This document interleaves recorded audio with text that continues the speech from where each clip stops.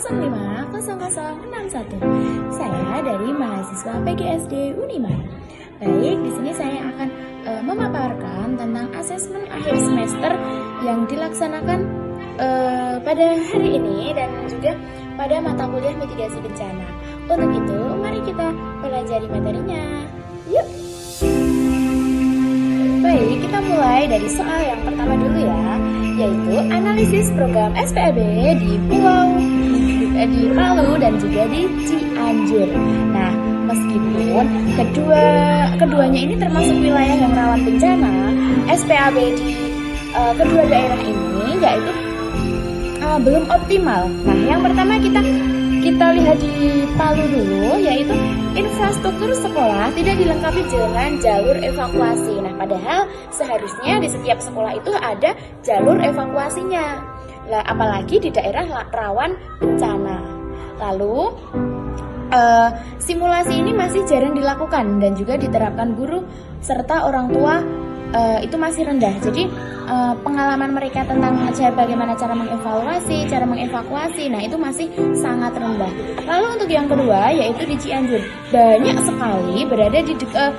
sekali sekolah yang berada di dekat patahan aktif tapi tidak memiliki bangunan tahan gempa.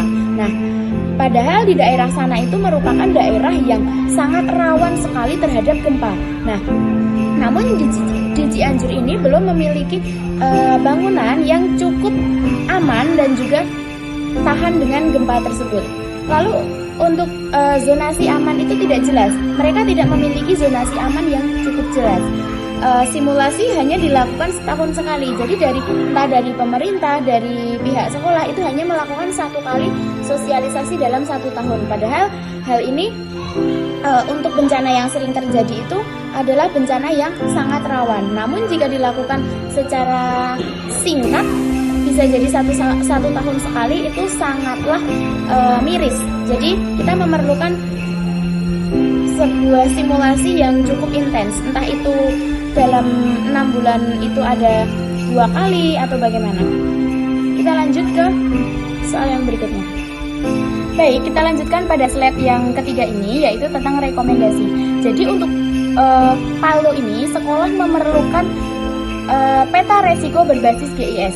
Jadi dengan jalur evakuasi yang berbentuk vertikal serta early warning system lokal. Nah, untuk yang di daerah Cianjur sendiri itu diperlukan konstruksi bangunan tahan gempa dan juga rambu visual evakuasi. Karena kalau memang sekolahannya berpotensi mengalami gempa atau bencana-bencana yang lain, memerlukan jalur evakuasi tersendiri. Lalu untuk teknologi juga bisa diintegrasikan seperti aplikasi SPAB dan juga pelatihan daring untuk guru dan juga orang tua. Jadi nanti dari pihak pemerintah atau dari pihak atasan itu ada melakukan kegiatan seperti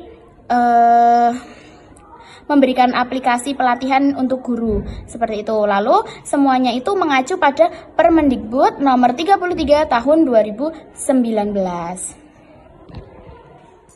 Kita lanjut di slide yang 4, yaitu tentang evaluasi drill di SD Negeri 1 Garut. Jadi soal yang kedua ini membahas evaluasi drill bencana di SD Negeri 1 Garut yang hanya dilakukan 1 kali dalam 1 tahun.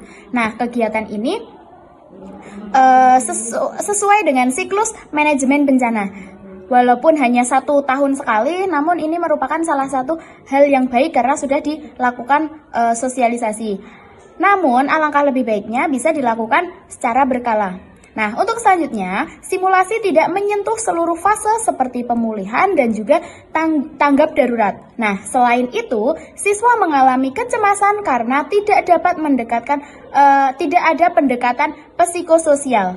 Lalu, keterlibatan stakeholder juga sangat minim. Nah, jadi di SD Negeri 1 Garut ini kurang sekali adanya pendekatan psikososial kepada siswa-siswa. Jadi siswa itu merasa terancam atau merasa cemas seperti itu.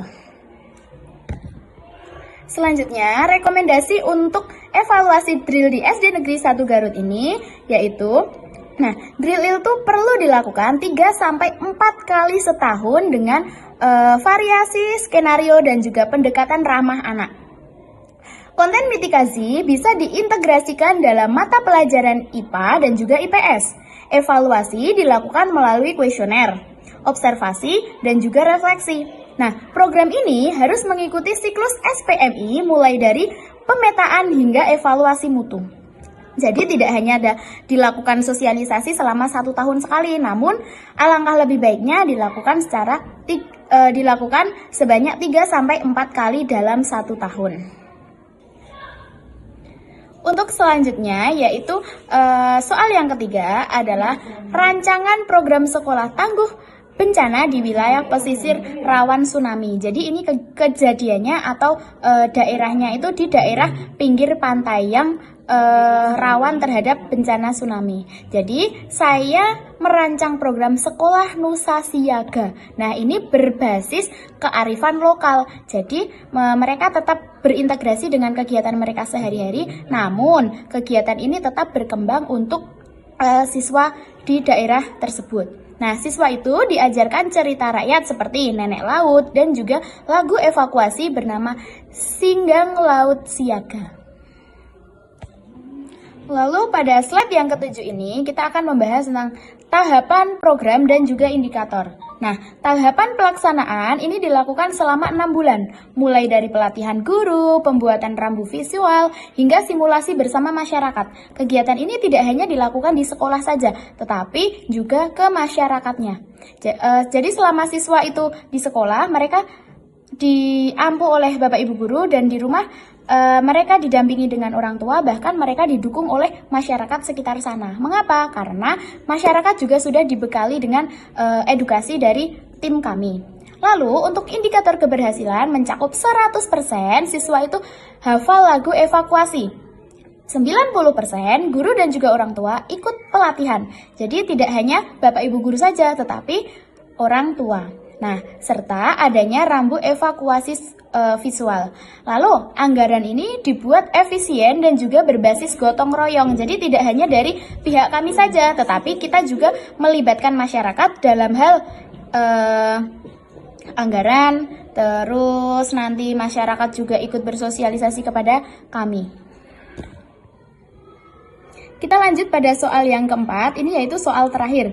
Nah, soal ini tentang kebakaran di SD Surabaya pada tahun 2023. Nah, ceritanya di SD Surabaya ini terjadi kebakaran karena korsleting listrik.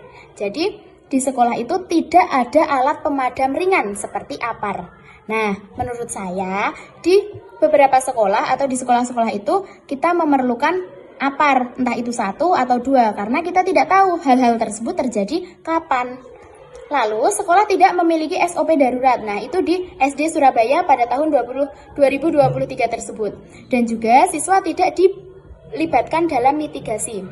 Nah, jadi siswa itu setidaknya mereka tahu bagaimana caranya mengevakuasi diri dengan cara hal-hal yang ringan tersebut. Bisa dilakukan dengan cara setiap tahun atau pada awal pembelajaran kita mendatangkan damkar. Nah, kegiatan itu bisa dilakukan agar siswa mengetahui tentang mitigasi bencana yang ringan. Nah, ini yang di SD Surabaya itu bertentangan dengan Permendikbud nomor 33 tahun 2019 dan juga prinsip Tricks Reduction dan Education dari UNESCO. Seperti itu, teman-teman. Pada slide 9 ini, kita menuju ke solusi. Saya merancang protokol Free Ready School dengan konsep siswa sebagai Free Marshal Junior. Siswa dilatih mengenai dengan pengenalan seperti kabel rusak itu seperti apa, terus mengenal jalur evakuasi, dan juga cara menggunakan APAR mini. Kurikulum terintegrasi dalam IPA, IPS, dan juga PPKN. Protokol ini membantu siswa menjadi agen perubahan dalam meningkatkan budaya siaga bencana di sekolah. Jadi kegiatan ini sangat mendorong dan juga mendukung siswa untuk melatih dan juga berlatih untuk menggunakan APAR dan juga menghindari hal-hal yang tidak kita inginkan. Langkah-langkah adaptasi bencana. Nah, di sini ada 3 langkah yang wajib kita ketahui. Yang pertama ada pemulihan, yang kedua ada rekonstruksi, dan yang ketiga ada edukasi berkelanjutan. Jadi apa saja yang dimaksud dengan 3 hal itu? Nah, untuk pemulihan yaitu rehabilitasi infrastruktur yang rusak pasca bencana. Jadi setelah ada bencana itu tentu ada beberapa sarana prasarana yang rusak. Nah, jadi kita membuat kembali atau memperbaiki infrastruktur yang sudah rusak tersebut.